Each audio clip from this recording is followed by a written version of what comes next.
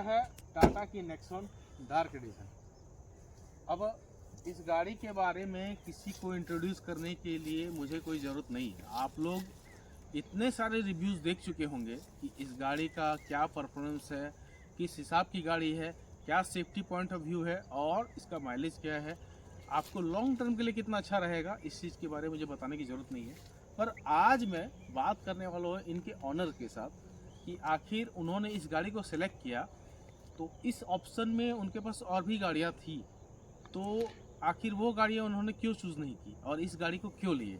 तो इस गाड़ी के बारे में क्या है ऑप्शन उनके पास, उनके रिगार्डिंग क्या था नहीं था, आखिर क्यों इन्होंने लिए, लगभग 1.5 से 2 साल उन्होंने इस गाड़ी को रख चुके हुए हैं। तो इन पीरियड में उनको क्या प्रॉब्लम फील हुआ, टाटा के रिगार्डिंग फील क्या हुआ या फिर सर्विस सेंटर के रिगार्डिंग क्या फील हुआ, इन सारी बातों को मैं आज आपके साथ डिस्कशन करने वाला हूँ। नमस्कार, मेरा नाम है अनुराग प्रताप सिंह और आज की इस वीडियो में मैं आपको इस गाड़ी के क्या नेगेटिव है क्या पॉजिटिव है अबाउट टू कस्टमर, इस चीज़ के बारे में आपको बताने वाला हूँ। पहले एक्सटीरियर की बात करूँ तो अभी जो 2025 का जो मॉडल आ चुका है उसके हिसाब से ये काफ़ी ज़्यादा चेंज हो चुका है।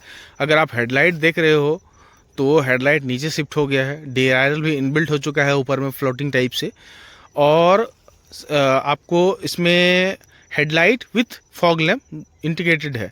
अभी इस मॉडल में क्या है कि हेडलाइट ऊपर में है और फॉग लैम्प नीचे में है, जो कि अभी के मॉडल में चेंज किया जा चुका है। और ये डार्क एडिशन जो आया था 2024 का मॉडल, उसके हिसाब से इसमें सनरूफ है। ये टॉप एंड वेरिएंट की मैं बात कर रहा हूँ। इसमें आपको अलॉय व्हील मिल जाते हैं, 215/60 का इसमें टायर मिल जा रहा है, 16 इंच के आपको इसमें टायर मिल जा रहा है। और आपको इसमें पीछे से अगर आप ध्यान से देखें तो रियर डिफॉगर विथ वाइपर का इसमें आपको ऑप्शन मिल जाता है अच्छा खासा, जो कि टॉप एंड वेरिएंट में ही आता है। मिड वेरिएंट या बेस वेरिएंट में आपको ये चीज़ नहीं मिलेगा। लुक्स की बात करें तो लुक्स नो डाउट बहुत बेटर है। नेक्सॉन हमेशा से लुक्स के लिए ही जानी जा चुकी है और लुक्स के साथ इन्होंने टाटा वालों ने जो अपना परफॉर्मेंस दिया है आपके सेफ्टी रिगार्डिंग या और चीज़ में, वो यूट्यूब में भरा पड़ा हुआ है। इसके बारे में मुझे एक्सप्लेन करने की कोई ज़रूरत नहीं है। आप खुद भी अगर कार ओनर हो तो इस चीज़ के बारे में आपको अच्छा खासा डिटेल होगा। इंटीरियर का अगर बात करूं तो सबसे पहले ऑन कर लेते हैं। देखिए इंटीरियर में आप देखें कि आपको टच स्क्रीन मिल जा रहा है और आप में इसमें 4 स्पीकर विद ट्यूटर का ऑप्शन है। आपका इसमें सेमी डिजिटल का ऑप्शन मिल रहा है, जो कि आप साइड पे RPM विथ आपका इंजन का temperature system and fuel range और बाकी इंफोटेनमेंट आपको डिजिटल में ऑप्शन में दिया गया है। ठीक है, इसके साथ में क्या है कि आपको टायर प्रेशर मॉनिटरिंग सिस्टम का भी यहाँ पे ऑप्शन है। यहाँ पे अगर आप इस बटन को प्रेस करें तो इसके साथ आपको इसमें डिस्टेंस टू एम्प्टी और ट्रिप मीटर के साथ ये चेंज हो सकता है, आप कर सकते हैं। ऑटोमेटिक AC है, सनरूफ दिया जा चुका है, सनरूफ है इस मॉडल पे टॉप एंड वेरिएंट पे। अगर सनरूफ मैं ऑन करूँ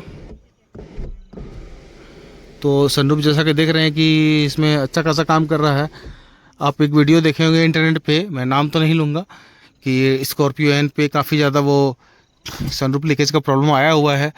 पर ये प्रॉब्लम मैं बता देता हूँ कि आखिर किस रीज़न से होता है। जैसा कि आप देख पा रहे हैं कि मैं अभी सनरूफ से बाहर में हूँ, तो देखिए ये सनरूफ का चैनल बना हुआ है जो कि एल्युमिनियम का है।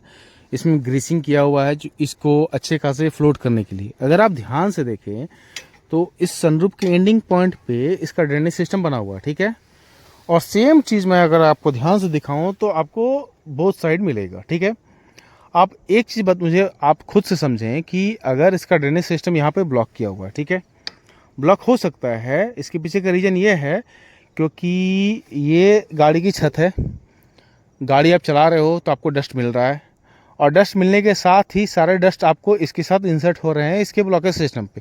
अब आप सर्विस पे, ये आपकी गलती है ना कि सर्विस सेंटर वालों की, कि आप सनरूफ को क्लीनिंग कराने के बारे में नहीं बोल रहे हो। ठीक है, अगर आपकी ये ड्रेनेज सिस्टम क्लीन नहीं होगा तो होगा क्या, इसमें एक छोटा सा 6 mm का पाइप का ड्रेनेज सिस्टम बना हुआ है। ठीक है, अब 6 mm का पाइप का जो कि ड्रेनेज सिस्टम बना हुआ है उसको ब्लॉक होने में ज़्यादा टाइम नहीं लगेगा।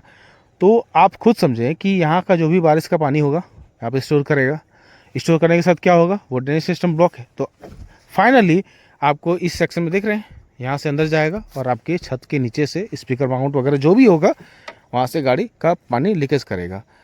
तो ये एक जितने भी कार ओनर हैं सनरूफ वाले, उनको ये चीज़ को ध्यान रखना पड़ेगा कि आपका सनरूफ का ये ड्रेनेज सिस्टम कितना है। करना क्या है, आप जो भी गाड़ी आप रख रहे हो उसमें आप ये करवाओ कि सर्विस सेंटर में जब भी जाओ कि आप सनरूफ का लीकेज चेक कर लो। आपको यहाँ पर आप कोई भी बोतल से, अगर सपोज दैट एक 1 लीटर बोतल का ड्रिंकिंग वाटर का जो होता है जो कि मार्केट में मिलता है, उससे आप यहाँ पे पानी भी डाल रहे हो तो वो पानी गाड़ी के नीचे पे आप ध्यान से देखोगे तो बोनट के नीचे आपको गिरना चाहिए। नहीं गिर रहा है, इट मीन्स आपका ड्रेनेज सिस्टम ब्लॉक है। तो आप उन लोगों के पास एक gun type tyre pressure system रहता है जिससे वो चीज़ को क्लीन कर देंगे। तो आपको ये खुद से भी ध्यान रखना है, ना कि हर बार आप कंपनी को ब्लेम कर सकते हो। कंपनी जो भी बनाई है प्रोडक्ट वो 100% बनाई है। अगर आप ध्यान से देखो कि गाड़ी बना रहे हो तो इतनी बड़ी गाड़ी को हर चीज़ के हिसाब से सही दी हुई है। अगर आप हर चीज़ को ब्लेम निकाल रहे हो तो उसके पीछे का रीज़न क्या है कि गाड़ी की जो भी सिस्टम बने हुए हैं, यहाँ से मैं नीचे से दिखाऊं तो यहाँ से ड्रेनेज सिस्टम गया हुआ है, वो आपका एक पिलर है, वहाँ से ड्रेनेज सिस्टम नीचे के जाके पाइप कनेक्टेड है एकदम नीचे तक। अब नीचे में जो कनेक्टेड है पाइप, उससे पानी बहने का है। अब यहाँ पर अगर डस्ट के साथ वो जाम हो गया तो पानी कैसे बहेगा। तो इंटरनेट पे एक वीडियो वायरल तो हो जाती है, पर आप रीजन पर रिसर्च करोगे तो आपको पता चलेगा कि आखिर उस चीज़ का रीज़न क्या है। चलिए back to the point. Dashboard पीछे का व्यू की बात करूँ तो अभी तो फेसलिफ्ट आ चुका है, अभी को लुक चेंज हो चुका है, पर इसमें अब आप देखें कि यहाँ पे माइक सिस्टम है, सनरूफ के कंट्रोल से इलेक्ट्रॉनिकली कंट्रोल ORVMs है। और गाड़ी ये जो है आपकी डार्क एडिशन है तो इसलिए सीट वगैरह सब इसमें इनबिल्ट है। सीट कवर आप नहीं लगा सकते हो क्योंकि इसमें जो सीट कवर है ये आपका एयर वेंट के साथ है। आपका इसमें सीट एयर वेंट का ऑप्शन दिया हुआ है, मैं दिखाता हूँ आपको। ये रहा सीट का हाइट एडजस्टमेंट, सीट का रिक्लाइन और वेंटिलेटर सीट का ऑप्शन। इसमें से आपको फ़ैन स्पीड आप मॉनिटर कर सकते हो कि आपकी कितनी स्पीड का आपको एयर का नीड है, उसके हिसाब से आप इस सीट को अपने हिसाब से सेट कर सकते हो। अगर आप ध्यान से देखें तो यहाँ पे अब छोटे छोटे फिन्स, छोटे छोटे होल मिलेंगे। अब सबसे बड़ी बात होती है कि एयर वेंट वेंटिलेटेड सीट के बारे में सबको ही बताए हुए हैं, पर आप इसको मेंटेन खुद से कैसे कर सकते हो। बहुत ज़्यादा अगर ये ब्लॉकेज हो गया या प्रॉब्लम आ गई तो कंपनी में आप जाओगे तो क्या बोलेंगे कि सीट चेंज, पर ज़रूरत नहीं है। करना क्या है मैं बताता हूँ। अगर आप ध्यान से देखो तो ये सीट में छोटे छोटे होल बनाए हुए हैं, इसके साथ एयर फ्लो बना हुआ है।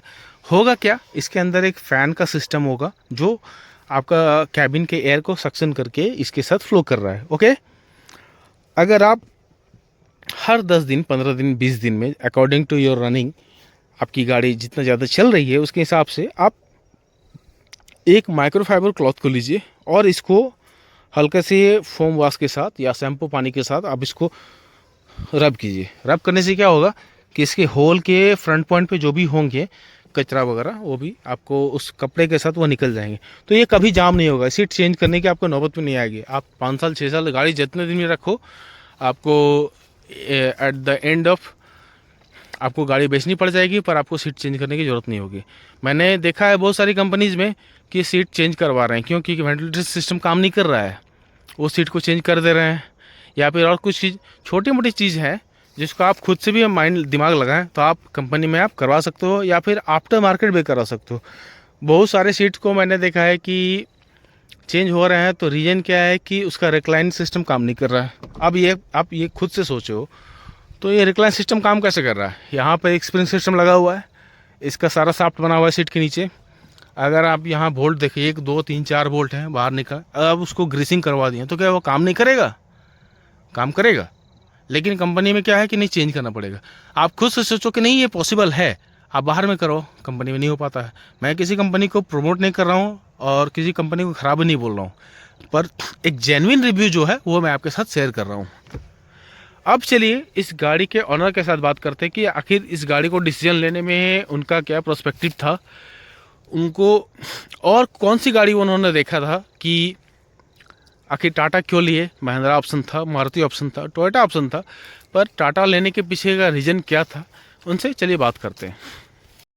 नमस्कार, स्वागत करता हूँ अपनी इस नई वीडियो पे। जैसा कि मैंने आपको बताया था कि इस गाड़ी के ऑनर के साथ आपके साथ डिटेल करूंगा कि आखिर उनका क्या प्रोस्पेक्टिव रहा, टाटा की गाड़ियाँ क्यों ली, महिंद्रा का ऑप्शन था, आपका मारुति का ऑप्शन है, टोयोटा का ऑप्शन है। आखिर टाटा की गाड़ियाँ लेने के पीछे का रीजन मैं आपके साथ क्लियर और 102% आपको क्लियर बताना चाहूँगा कि आखिर रीजन क्या है।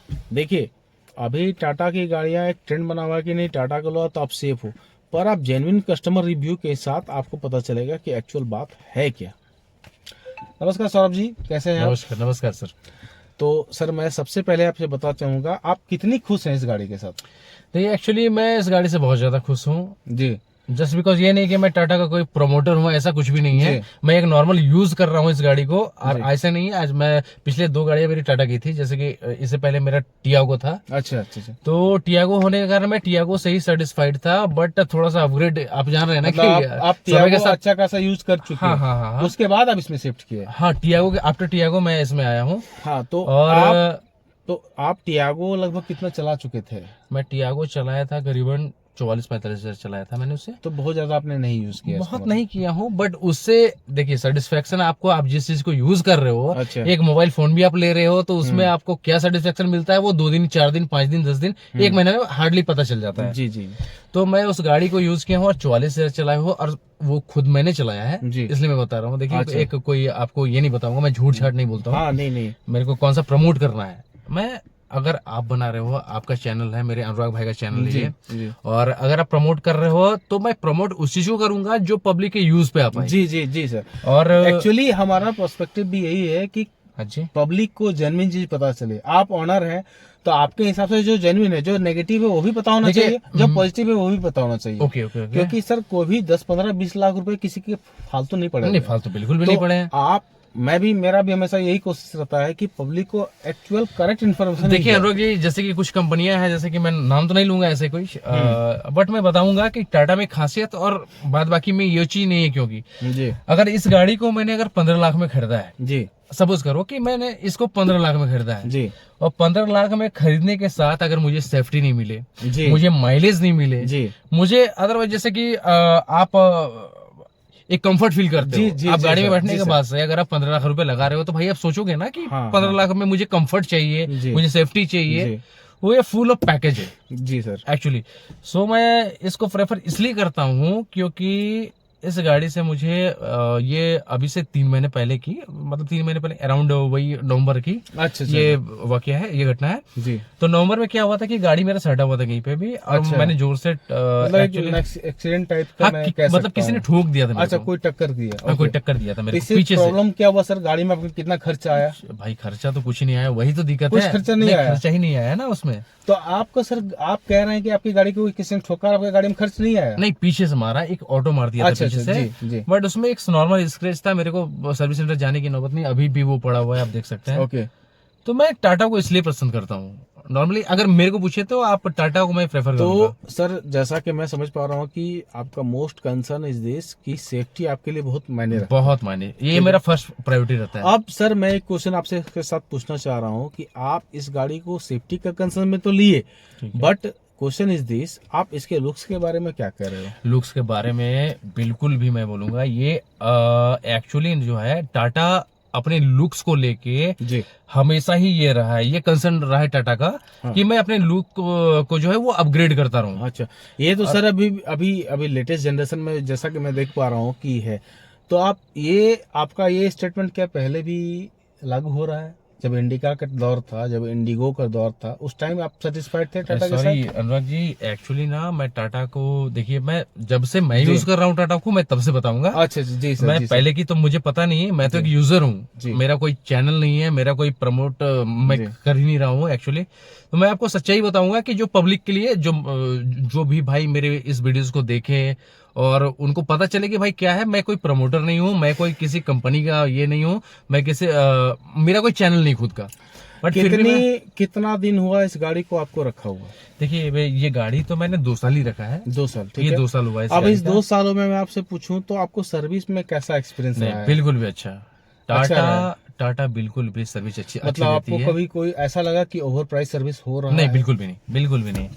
बिल्कुल भी ऐसा मुझे कभी तो नहीं सबसे लगा। बड़ी बात है, मैं आपसे बता रहा हूँ कि 2 साल लगभग ये रख चुके हैं इस गाड़ी को और ये सेटिस्फाइड है सर्विस के, टाटा के। तो सर मैं आपसे पूछना चाहूँगा, आप सर्विस कहाँ करवा रहे हो? मैं सर्विस यहीं पे टाटा मोटर्स में करवाता टाटा हूँ। मोटर्स इन द सेंस, आप लोकेशन प्लीज शेयर कर दें हमारे ऑडियंस के साथ प्लीज। मैं टाटा मोटर्स बरवड्डा में मैं करवाता हूँ। बरवड्डा धनबाद की धनबाद धनबाद से ये बिलोंग बरवड्डा, करते हैं और धनबाद से ये near about SS Motorgenic service centre है, शायद वहीं आप करवा रहे हाँ हैं जी, ना? हाँ जी, हाँ जी, बिल्कुल भी। इसलिए मैं बता रहा हूँ क्योंकि मैं खुद भी टाटा ओनर हूँ, मेरे पास टाटा की और भी गाड़ियाँ हैं और ये सर काफ़ी सेटिस्फाइड हैं जैसा कि मुझे लग पा रहा है। अब मैं इनसे कुछ नेगेटिव पूछूंगा कि सर मैं आपसे कुछ पूछना चाहूँगा कि आखिर ऐसे कौन सी चीज़ें हैं जो आप टाटा को चाहते हैं कि चेंज हो जाए, या सर्विस के रिगार्डिंग, या सेल्स के रिगार्डिंग, या गाड़ी के रिगार्डिंग? ऐसा कुछ पॉइंट है सर क्या आपके पास? एक्चुअली जैसे कि एक मॉडल टाटा की है, एक गाड़ी अभी नई गाड़ी आई है जी टाटा कर्व। जी कर्व। अब जैसे टाटा कर्व आई है सर, तो उसमें मैं चाहता हूँ ना कि जैसे कि कलर प्रायोरिटी जो होता है ना, एक कलर चॉइस जो होता है पब्लिक की, जी तो मैं ब्लैक को हमेशा प्रेफर करते आया अच्छा, हूँ, जी, इसलिए जी। मेरे पास ब्लैक है। जी, सर। और देखिए वो टियागो में उस टाइम एक्चुअली ऑप्शन नहीं था ब्लैक का, जी सर, इसलिए मैंने नहीं वो लिया। टियागो ब्लैक तो में नहीं लिया। ये सर मैं टाटा वाला, अगर आप कोई देख रहे हैं तो प्लीज मैं भी बोलना चाहूंगा कि देखिए, आप ब्लैक तो ला रहे हो पर आप गाड़ी लॉन्च करने के 2 से 3 साल के बाद आप ला रहे हो, 1 साल 1.5 साल के आप मान के चल रहे हो। तो बहुत ऐसे कस्टमर हैं जो सिर्फ ब्लैक के वजह से किसी और कंपनी में शिफ्ट होना पड़ रहा है। तो प्लीज़ आप इस चीज़ को कंसिडर करें। दूसरा मैं ये भी बोलना चाहूँगा कि जैसे कि आप, अगर मैं नेक्सन में बात करूँ तो आप टॉप एंड वेरिएंट के आसपास में ही ब्लैक ऑफर कर रहे हो, तो ये सही नहीं है। आप हैजे में मैं आपसे बात करूँ तो आप ब्लैक टॉप एंड वेरिएंट के आसपास में ही आप शेयर कर रहे हो, तो ये भी सही नहीं है। जबकि मैं महिंद्रा में बात करूँ तो बेस वेरिएंट से ही ब्लैक ऑप्शन में है। अगर आप किसी को ब्लैक ही पसंद है तो वो ब्लैक ही लेगा ना। अगर आप ब्लैक नहीं दे रहे हो तो किसी और कंपनी में मजबूरन शिफ्ट होना पड़ेगा। तो प्लीज़ सर, अगर आप देख रहे हो, लगा कि मेरा ये इन्फॉर्मेशन आपके लिए सही है, तो प्लीज़ इस चीज़ में कंसिडर करें। अब सर मैं आपसे एक चीज़ पूछना चाहूँगा, इस गाड़ी आपके पास टियागो था, लगभग 45-50 हज़ार किलोमीटर चला के आपने सेल कर दिया। नहीं सर, एक्चुअली वो एग्जैक्ट 44,000 समथिंग 44 समथिंग है, 45 मैं पकड़ सकता हूँ। 45 अराउंड।